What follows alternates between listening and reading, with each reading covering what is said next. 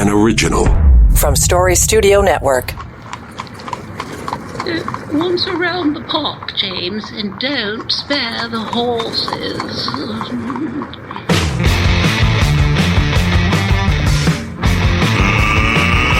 Let's get ready to... It's showtime. See you later. He's in alone. He let her in a goal. Yes! Holy mackerel, Well, there we go. Last week it was Bob Cole, and this week we're including Holy Mackinac, Joe Bowen, and calling the Leaf game. It is On the Ledge, your Ontario politics podcast, and I just was going to wait to see what the. I'm surprised that the Premier wasn't all over this last night with the big by-election wins and. The big Leaf wins this week, so that has been all the talk of the town. But I was on another podcast with Ali Musa this week, and he was asking me about Bob Cole and so on. And I alluded to being able to sit in the broadcast booth for the final game at Maple Leaf Gardens, and I sat with Joe Bowen and Jim Ralph. And at the time, I did get to meet Harry Neal and Bob Cole, which was fun. And, again, we talked a lot about Bob Cole last week on the show with his passing. But sweet, merciful baby Jesus, you got to glue Joe's shoes to the floor when he gets going because he comes right out of his chair, out of his shoes. And I expect he did so last night when Nylander scored a pair and the Leafs beat the Bruins, pushing the series to a 7. I know it's not TSN. Welcome in.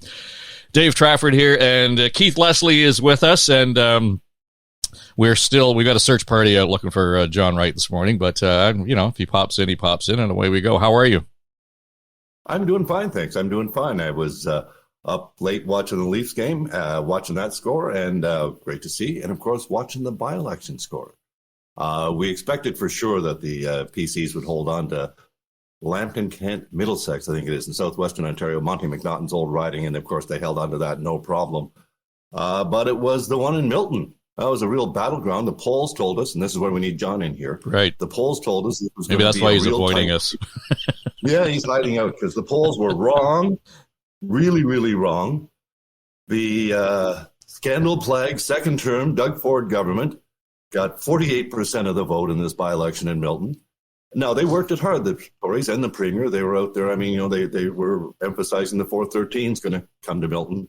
The GO train all day, they were re-announcing GO train. So, I mean, they worked this one hard. There was a lot in it for them. So they wanted to hold on to this because the PCs lost another by-election recently in the Ottawa area. So they'd held, but one of their own ridings. So this one was really important for them to hold. It was also really important for the PCs to not let Bonnie Crombie win as the new Liberal leader. The Liberals, had a good chance of winning this one.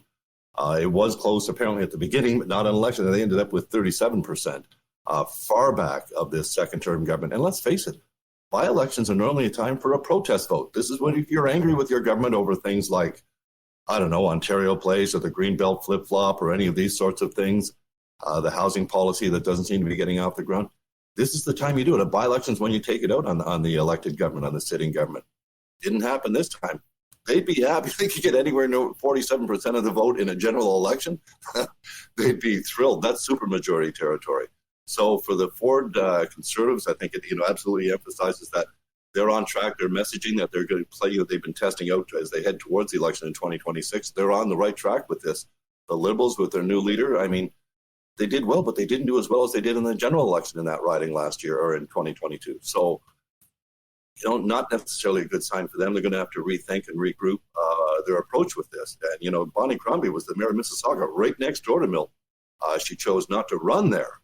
But the fact that they placed such a distant second to the Conservatives when, all signs were that this was going to be a tight race and Bonnie Crombie should be fairly well known there. And they campaigned in that riding as well. The fact that the Tories held onto it and held onto it substantially is, I think, quite surprising and very uplifting for this government. But they were going in even yesterday. When the voting started, the Tories announced that there would be no media allowed into their headquarters victory party.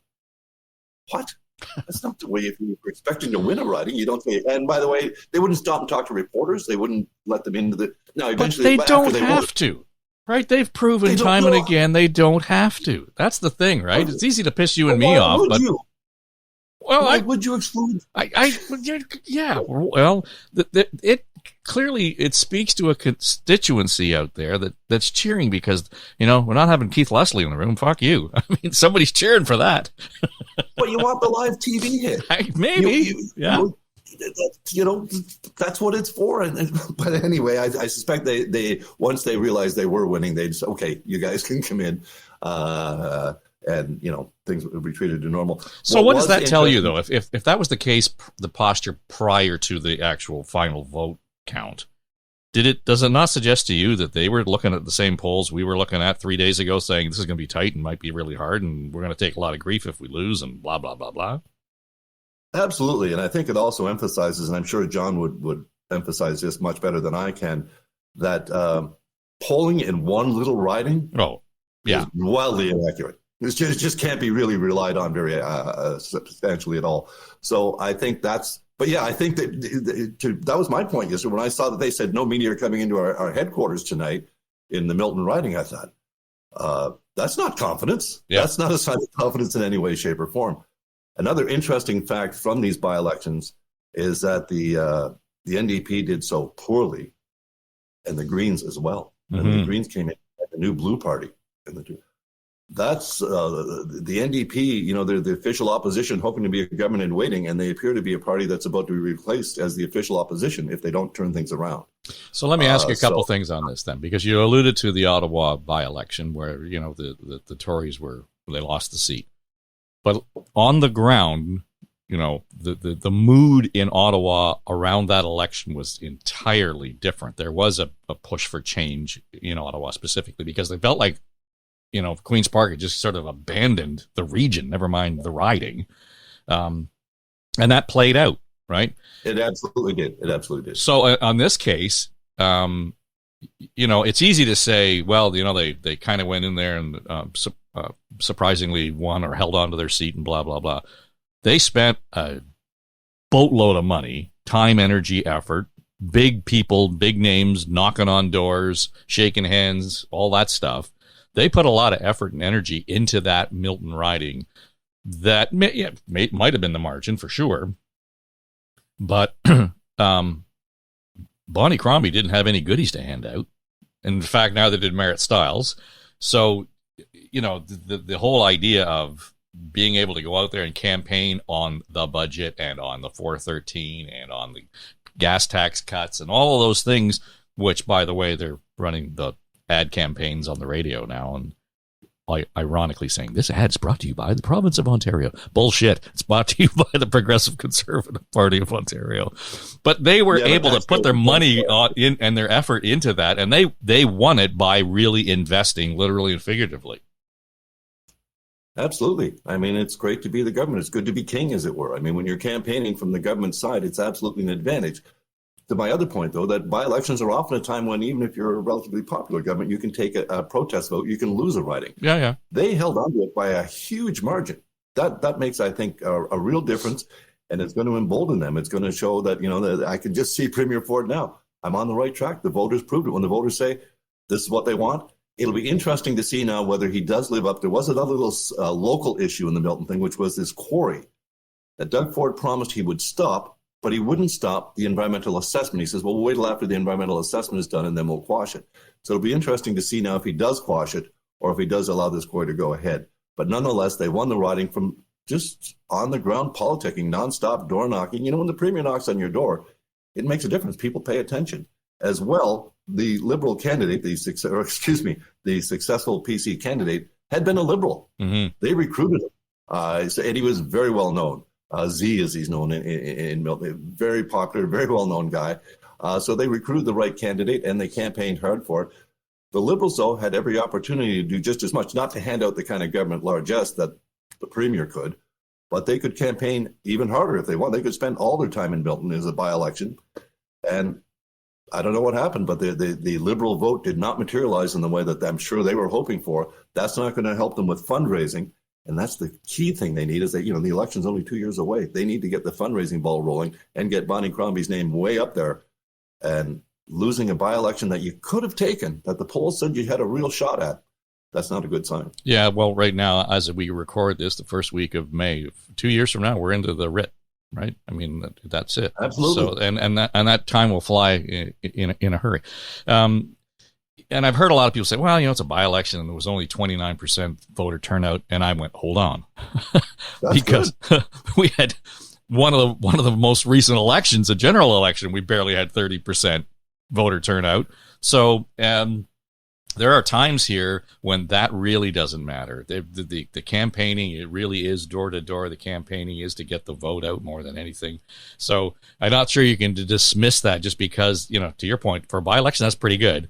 On the other hand, when you look, and, everybody's saying what you have said to the extent that this was the Liberals to lose and they lost it because of the way this had sort of unfolded. But as I kind of watch the numbers come in, and I'm looking at how it played out, I'm beginning to wonder whether or not we're on the verge of a big blue machine again in Ontario, to the point where there was an existential, almost I guess, extinction possibility for the Liberals based on the last two elections. And you got to wonder what kind of effort it's going to take to revive that party. And if this wasn't it, if this wasn't the sign, the opportunity to generate some life back into the party, how do they do that? And what does that say about 2 years from now in terms of organizing and the appetite? I understand that, they're running second in the polls behind the Conservatives, but we've said, and John has said over and over again, it's not an efficient vote for them. It doesn't translate into seats. No. The big thing here is elections are won or lost in the Milton area, in the 905 surrounding Toronto. The last 8 governments have taken that area, that 905 area, all those suburban ridings around Toronto. Milton is just a key part of that. And the indications from that alone are the Liberals have a heck of a job ahead of them. You've got to win the 905. You absolutely must. And the 905, and Milton, again, in particular, is just so indicative of how much Ontario has changed. The population is very different than it used to be in all these areas. The needs are different for the communities. The size of the population, the transit needs, the housing needs, everything is just blown up. This 905 region, the Liberals have to be able to present something that's going to get those people on side. It's going to get them reconsidering. The most new Canadians used to be Liberals by nature, almost by default. That's not the case anymore. The progressive Conservatives, especially under Ford, have really managed to reach out to all these disparate communities and bring them together under the PC banner, not under the Liberal banner. So how are the Liberals going to get them back? It's a lot of work, and they're going to have to persuade them of, considering Liberal values in the face of a hugely unpopular federal Liberal government that hasn't gone away. Now, if it goes away in October 2025, that might, if they're defeated then, that might give the Ontario Liberals a little bit of room to grip. But right now, I think Justin Trudeau is an albatross around their neck as much as all the other issues they're facing. Yeah, and even to that point, and I get the focus on, giving them something to vote for. Right now, and you made the point off the top, there's nothing really people are fired up about to vote against as far as the Tories are concerned, apparently, because they can flip-flop, however we want to call it, or they can, be more attentive to the needs and the concerns of Ontarians, as the Premier might put it. But right now, there's no real push for change. There's no fire under anybody's, rear end here to get this thing in a different direction. The Liberals have to kind of rely on that too, don't they? Absolutely. Even the Greenbelt scandal, which is still an issue, and it keeps percolating up a bit, but most people see it, well, Ford apologized for that. He's moved on, and he was wrong. He admitted he was wrong, and they give him a lot of credit for that. They don't see that a lot of that's sort of being undone in the different regulations that are coming in. A lot of these lands are still going to be accessible, it seems, to developers. We also heard this week, the Trillium Reporter, one of the newsletters that's out of Queen's Park, reported that a whole bunch of government Greenbelt emails were deleted, some of them on personal accounts. This is not only highly illegal, David McGuinty's chief of staff, Dalton McGuinty, Dalton McGuinty's chief of staff, David Livingston, went to jail because emails were deleted on government hard drives. It was reported this week, the Ministry of Housing staff involved in the Greenbelt land swap were deleting emails from their government and personal accounts. So we know that this was informed to the Integrity Commissioner, but we also know that the RCMP are still looking into this.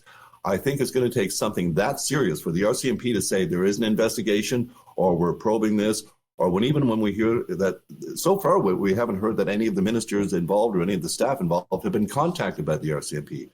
Once that kicks into high gear, there could be something that the Liberals and the NDP, all the opposition parties, can really tee off on. But as you say, at this point, people are angry with Ford over different issues, for sure. I mean, people think more should be done to housing, on homelessness. The closing of emergency departments is an issue in many communities, and it keeps growing.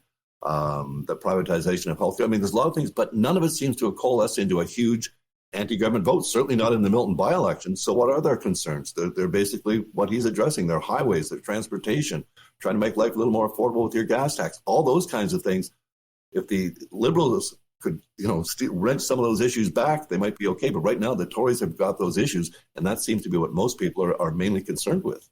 It's going to be silly things that kind of pop up, though, and may even be a self-inflicted wound. And I shared that note with you last night that I saw on Twitter from Stephen Lecce, the education minister, and he was talking about response to his announcement that high school kids who want to get into the trades, now they're going to be able to have 80% of their time spent on the job training for the most part, and 20% on academics as they move out of high school into post-secondary. And he got into a Twitter snarl with Sherry DeNovo, who used to be an NDP MPP. And I think she was responding to the Toronto Star headline, actually, and it said, high school students want a career in trades, able to spend 80% of the time training, 20% in academics. And she, I think, foolishly and unnecessarily, to be polite, says, who needs to learn history, science, and reading when you can stay uneducated and vote conservative? Okay, shut up. That's not what this is about. I mean, and then he took her on about, the progressive left, in his quotes, coming out as they talk down tradespeople. To me, that's going to be the kind of thing that blows up in their face. Stupid bullshit on social media. I mean, Sherry DeNovo probably knew better, but she was baiting him. She absolutely was, but she knows better. I think she has a labor background herself to some degree in her family. This, and he fell for him, saying that the left, they want people, they're saying tradespeople are uneducated. That's not what she was saying. But what she did say, she said very poorly and stupidly. Oh, yeah. There are better ways to make your point. We all know I'm old, and I'm so old that when I started high school in grade 9, I was in what was called a 5-year arts and science program. I mean, there was going to be grade 13 and go on to university. There was also 4-year programs, which meant you were going to get a 4-year high school diploma and probably go to college, but not university. There was also a deucer program. You went to grades 9 and 10 because it was illegal for you to leave school before the age of 16. But what they did do with a lot of those people, there were some people that just were not academically inclined. So the one high school I went to for a while in Dundas had its huge brand new shop, and they trained people to work at Stelco and Tofasco. It absolutely made infinite sense. But they didn't stay in school for 20% of the time after the age of 16. They did grades 9 and 10, and then they went to the steel mills and made a good living. Yeah. And they were able to specialize in things they were trained to do from school. So this whole idea is not only not new, it actually makes infinite sense. And as I say, there are people that are just not academically inclined. Sometimes, we all think you need absolutely minimum a high school education. And for the most part, you do. But if you can get work experience that trades you for a skill in a trade, well, you're still getting 20% academic stuff that you basically need. DeNovo's, who needs history and science? Well, everybody does to some degree. But I'm sure, these programs will be mapped out with teachers, with educators. It's going to be, properly done here so that these students do get exposed to 20%. And this 80% skills training, if it can get people working, if you know at that age that you want to go into a certain profession or a certain trade, good on you. And if you can get the training for it full time, I see it as a bonus as well. I know we all think everybody should have, 3 master's degrees, and that's just not realistic. The idea is if you can help some people who just aren't great at school, but they can be great in certain jobs, certain skilled trades that are desperately needed, and they're great careers. They're absolutely great careers. Why wouldn't we be pushing people in this direction? Well, how often have we talked on this show about the capacity issues around, actually fulfilling the social, the political agendas that are being laid out, whether it's housing or food insecurity or whatever it happens to be? Too often we're fumbling and stumbling over the fact we just don't have enough electricians, or we just don't have enough carpenters, or whatever it might be to get the job done, to build the houses that we need, to bring in the immigrants that are going to drive our economy. I mean, it's all connected here. So I don't quite get the pushback on that. Her comment was worse than ham-handed, and she's not an unthoughtful person. I know the point she was trying to make. But... Okay, but Jesus, Murphy. And then Lecce goes on and talks about, my grandfather and father drove trucks for decades, et cetera, et cetera. And then he says, we are modeling Ontario's program after Germany. Well, then Chris Selly gets on and says, well, you know what else came out of Germany?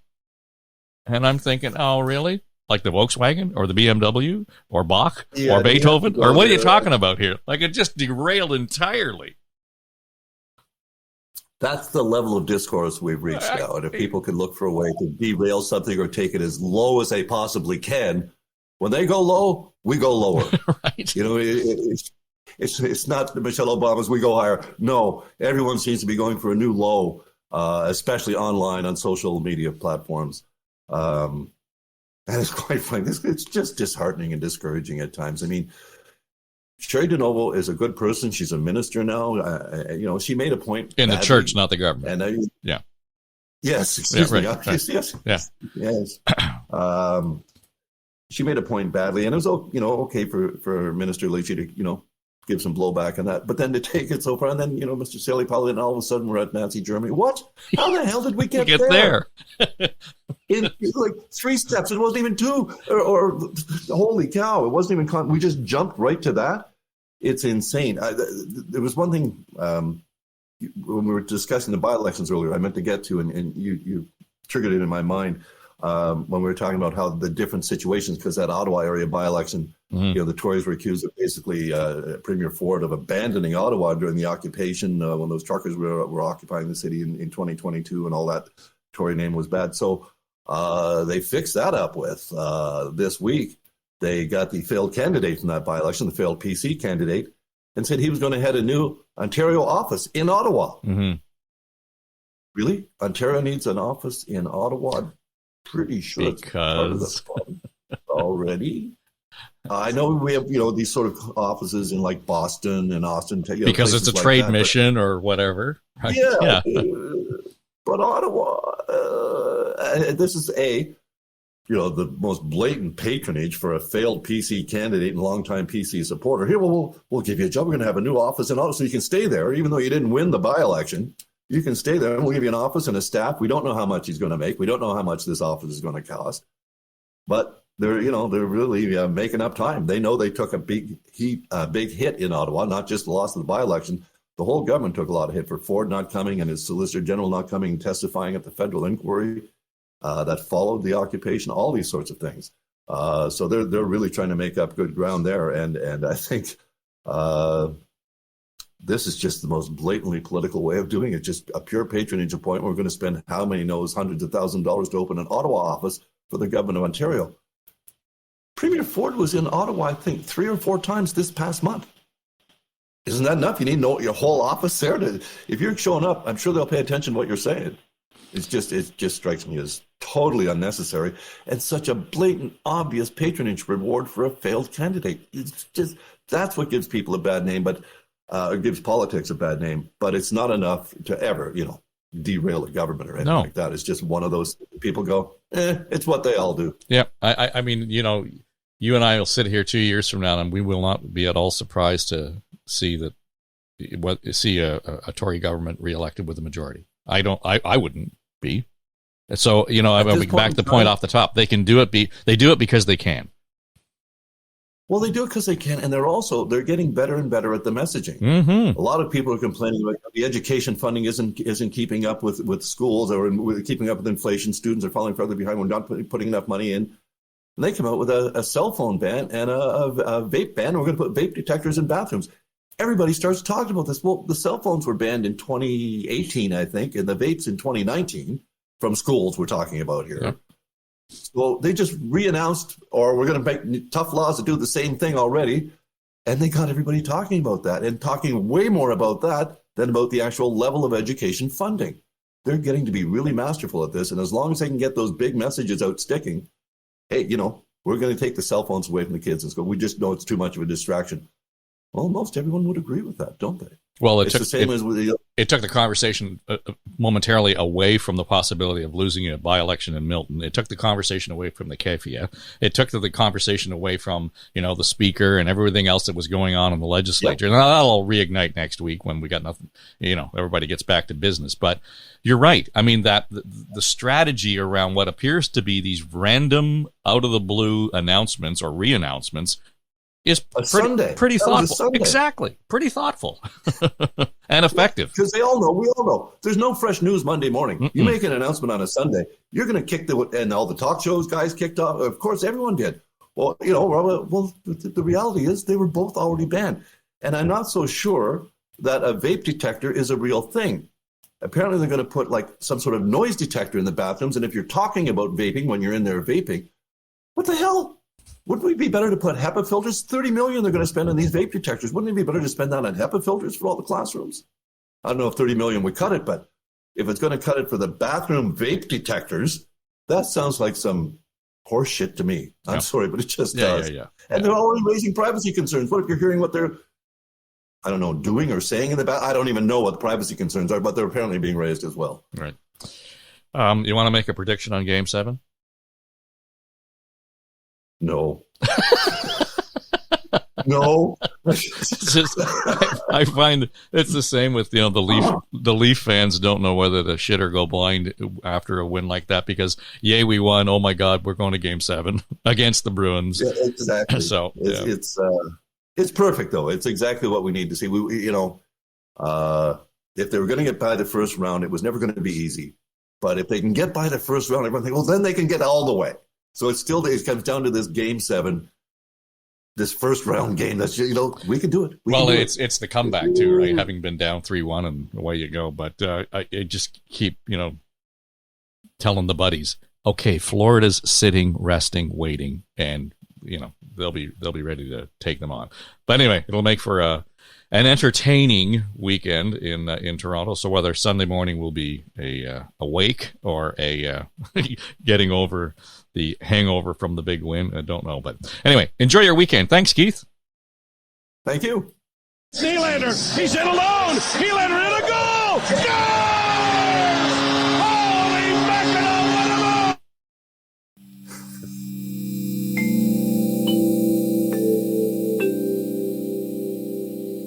move! This is SSN. Story Studio Network.